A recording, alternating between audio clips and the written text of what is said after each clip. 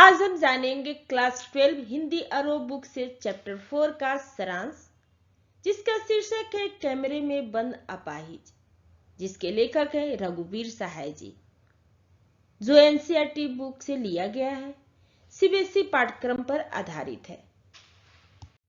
बच्चों, इस कविता में शारीरिक चुनौती झेलते लोगों के प्रति संवेदनशील नजरिया अपनाने के लिए प्रेरित करते हुए इस पाठ के रूप में देखा जा सकता है।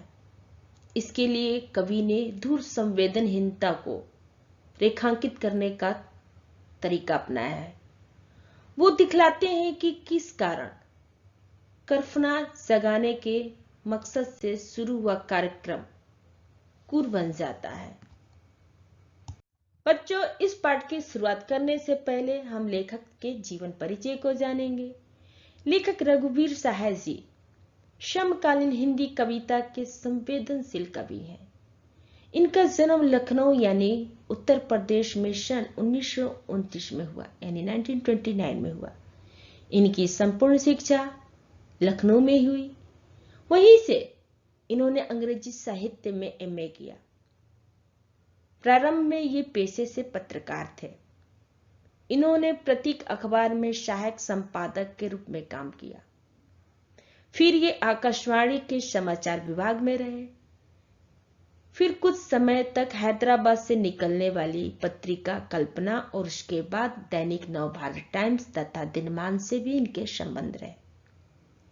साहित्य सेवा के कारण इन्हें साहित्य अकादमी पुरस्कार से सम्मानित किया गया। इनका मृत्यु सन 1990 में दिल्ली में हुआ।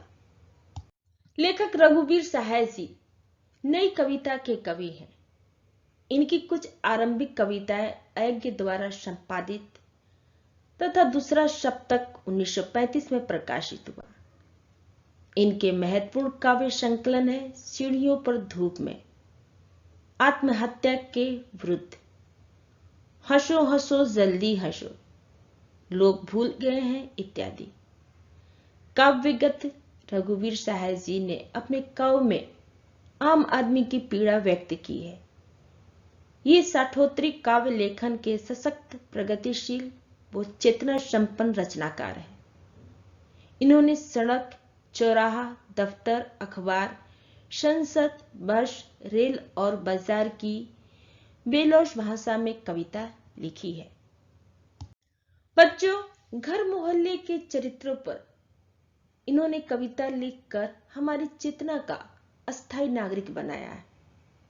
हत्या, लूटपाट, राजनीतिक भ्रष्टाचार और छल सदम इनकी कविता में उतरकर खोजी पत्रकारिता की सनसनीखेज रपटें नहीं रह जाती, बल्कि वे आत्मनिवेशन के माध्यम बन जाती हैं। इन्होंने कविता को एक कहानीपन और नाटकीय वैभव दिया है। रघुवीर सहाय जी ने बतौर पत्रकार और कवि घटनाओं में निहित विडंबना और त्रासदी को देखा। इन्होंने छोटे से महत्व को स्वीकारा और उन लोगों व उनके अनुभव को अपने रचनाओं में स्थान दिया जिन्हें समाज में हाशिए पर रखा जाता है। इन्होंने भारतीय समाज में ताकतवरों की बढ़ती हैसियत व सत्ता के खिलाफ भी साहित्य और पत्रकारिता से पाठकों का ध्यान खींचा है। लेखक रघुवीर सहाय जी ने अधिकतर बातचीत की शैली में लिखा। ये अनावश्यक शब्दों के प्रयोग से बचते रहे हैं। व्याक्रांत अनुभव की आवेग रहित अभिव्यक्ति भी इनकी कविता की अन्यतम विशेषता है। इन्होंने कविताओं में अत्यंत साधारण तथा अन्यासी प्रतीत होने वाली शैली में समाज का दारुण विडंबनाओं को व्यक्त किया है। साथ ही अपने काव्य में सीधी, सरल और सधी भाषा का प्रयोग किया है। बच्चों, इस पाठ की शुरुआत हम यहां से करेंगे। कैमरे में बंद अपाहिज कविता को लोग भूल गए हैं। यह कविता काव्य संग्रह से लिया गया है। इस कविता में कवि ने शारीरिक चुनौतियों को झेल रहे व्यक्ति की पीड़ा के साथ साथ दूरसंचार माध्यमों के चरित्र को भी रेखांकित किया है। किसी की पीड़ा को दर्शक वर्ग तक पहुंचाने वाले व्यक्ति को उस पीड़ा के प्रति स्वयं संवेदनशील होने और दूसरों को संवेदनशील बनाने का दावेदार होना चाहिए। आज विडंबना यह है कि जब पीड़ा को पर्दे पर उभारने का प्रयास किया जाता है तो कारोबारी दबाव के तहत प्रस्तुतकर्ता का रवैया संवेदनहीन हो जाता है। यह कविता टेलीविजन स्टूडियो के भीतर की दुनिया को समाज के सामने प्रकट करती है, साथ ही उन सभी व्यक्तियों की तरफ इशारा करती है जो दुख, दर्द, यातना, वेदना आदि को बेचना चाहते हैं। इस कविता में दूरदर्शन के संचालक स्वयं को शक्तिशाली बताते हैं तथा दूसरे को कमजोर मानते हैं। वे विकलांग से पूछते हैं कि क्या आप अपाहिज हैं? आप अपाहिज क्यों हैं? आपको इससे क्या दुख होता है? ऊपर से यह दुख भी जल्दी बताइए क्योंकि समय नहीं है। प्रश्नकर्ता इन सभी प्रश्नों के उत्तर अपने हिसाब से चाहता है। इतने प्रश्नों से विकलांग घबरा जाता है। प्रश्नकर्ता अपने कार्यक्रम को रोचक बनाने के लिए उसे रुलाने की कोशिश करता है ताकि दर्शकों में करुणा का भाव जाग सके। इसी से उनका उद्देश्य पूरा होगा। वो इसे सामाजिक उद्देश्य कहते हैं, परंतु पर्दे पर वक्त की कीमत है। वाक्य से उनके व्यापार की पोल खुल जाती है। कैमरे में बंद अपाहिज कविता है। हम दूरदर्शन पे बोलेंगे, हम दूरदर्शन पर बोलेंगे, हम समर्थ शक्तिवान, हम एक दुर्बल को लाएंगे एक बंद कमरे में। उससे पूछेंगे तो आप क्या अपाहिज हैं? तो आप क्यों अपाहिज हैं? आपका अपाहिजपन तो दुख देता होगा, देता है। कैमरा दिखाओ इसे बड़ा बड़।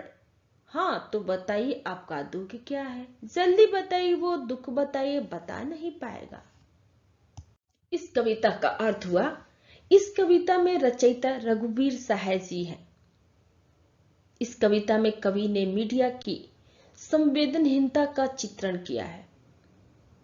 कवि का मानना है कि मीडिया वाले दूसरों के दुख को भी व्यापार का माध्यम बना लेते हैं। कवि मीडिया के लोगों की मानसिकता का वर्णन करते हैं।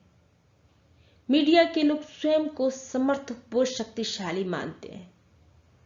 वे ही दूरदर्शन पर बोलते हैं। अब वे एक बंद कमरे अर्थात स्टूडियो में एक कमजोर व्यक्ति को बुलाएंगे तथा उनसे प्रश्न पूछेंगे। प्रश्न पूछे जाते हैं, क्या आप अपाहिज हैं? यदि हैं तो आप क्यों अपाहिज हैं? क्या आपका अपाहिजपन आपको दुख देता है?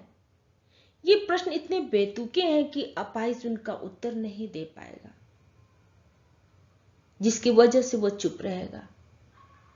इस बीच प्रश्नकर्ता कैमरे वाले को निर्देश देता है कि इसको यानी अपाहिज को स्क्रीन पर बड़ा बड़ा दिखाओ। फिर उससे प्रश्न पूछा जाएगा कि आपको कष्ट क्या है? अपने दुख को जल्दी बताइए। अपाहिज इन प्रश्नों को उत्तर नहीं दे पाएगा क्योंकि ये प्रश्न उसका मजाक उड़ाते हैं। अब हम कुछ कठिन शब्दों के अर्थ जानेंगे। यहां पर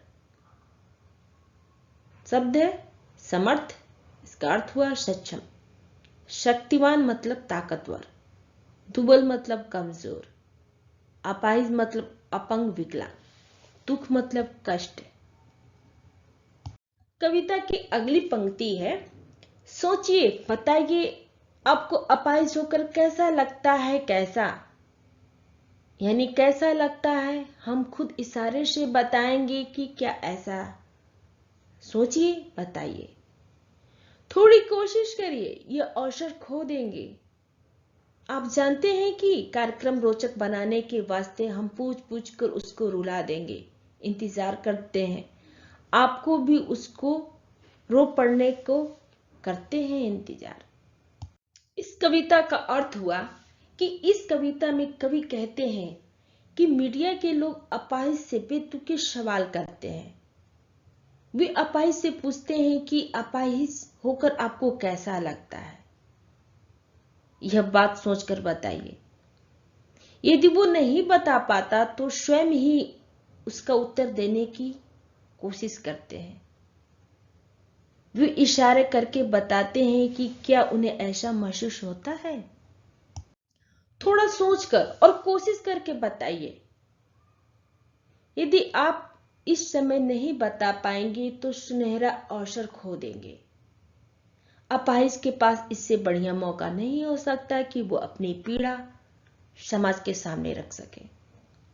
मीडिया वाले कहते हैं कि हमारा लक्ष्य अपने कार्यक्रम को रोचक बनाना है और इसके लिए हम ऐसे प्रश्न पूछेंगे कि वो रोने लगेगा। वे समाज पर भी कटाक्ष करते हैं कि वे भी उसके रोने का इंतजार करते हैं। वो यह प्रश्न दर्शकों से नहीं पूछेगा। इस कविता से शब्दार्थ है रोचक मतलब दिलचस्प, वास्ते मतलब के लिए, इंतजार मतलब प्रतीक्षा। कविता की अगली पंक्ति है, कविता है फिर हम पर्दे पर दिखलाएंगे, फिर हम पर्दे पर दिखलाएंगे फूल हुई आंख की एक बड़ा तस्वीर, बहुत बड़ी तस्वीर, और उसके होठों पर एक कसमसाहट भी। आशा है आप उसे उसकी अपक्वता की पीड़ा मानेंगे। एक और कोशिश। दर्शक धीरज रखिए, देखिए हम दोनों को एक साथ रुलाने हैं, आप और वो दोनों। कैमरा बस करो, नहीं हुआ रहने दो पर्दे पर, वक्त की कीमत है, अब मुस्कुराएंगे हम। आप देख रहे थे सामाजिक उद्देश्य से युक्त कार्यक्रम, बस थोड़ी ही कसर रह गई है। धन्यवाद। इस कविता की पंक्ति में कवि कहते हैं कि दूरदर्शन वाले अपाहिज का मानसिक शोषण करते हैं। वे उसकी फूली हुई आंखों की तस्वीर को बड़ा करके पर्दे पर दिखाएंगे। वे उसके होठों पर होने वाली बेचैनी और कुछ ना बोल पाने की तड़प को भी दिखाएंगे। ऐसा करके वे दर्शकों को उसकी पीड़ा बताने की कोशिश करेंगे। वे कोशिश करते हैं कि वो रोने लगे। साक्षात्कार लेने वाले दर्शकों को धैर्य धारण करने के लिए कहते हैं। वे दर्शकों वो अपाहिज दोनों को एक साथ रुलाने की कोशिश करते हैं। तभी वे निर्देश देते हैं कि अब कैमरा बंद कर दो। यदि अपाहिज अपना दर्द पूर्णतः व्यक्त ना कर पाया तो कोई बात नहीं, पर्दे का समय बहुत महंगा है। इस कार्यक्रम के बंद होते ही दूरदर्शन पर कार्यरत सभी लोग मुस्कुराते हैं और ये घोषणा करते हैं कि आप सभी दर्शक सामाजिक उद्देश्य से भरपूर कार्यक्रम देख रहे थे। इसमें थोड़ी सी कमी यह रह गई कि हम और आप दोनों को एक साथ रुला नहीं पाए। फिर भी यह कार्यक्रम देखने के लिए आप सबका धन्यवाद। इस कविता से शब्दार्थ बनता है जैसे कसमसाहट मतलब बेचैनी, अयोग्यता मतलब अपाहिजपन, धीरज मतलब धैर्य, वक्त मतलब समय, कसर मतलब कमी,